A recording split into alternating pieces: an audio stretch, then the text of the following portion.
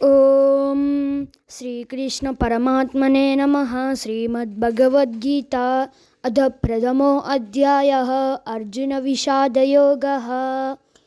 అథ వ్యవస్థితాన్ దృష్ట్వా ధార్తరాష్ట్రాన్ కపిధ్వజః ప్రవృత్తే శస్త్రు సంపాతే ధనురుద్ధమ్య పాండవః.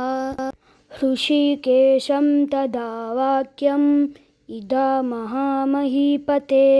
అర్జున ఉవాచ సేనయేరుభయోర్मध्ये రథం స్థాపయమచ్యుత. ఈరోజు 20-21 శ్లోకాల తాత్పర్యాలు ఒకే వీడియోలో చూద్దాం.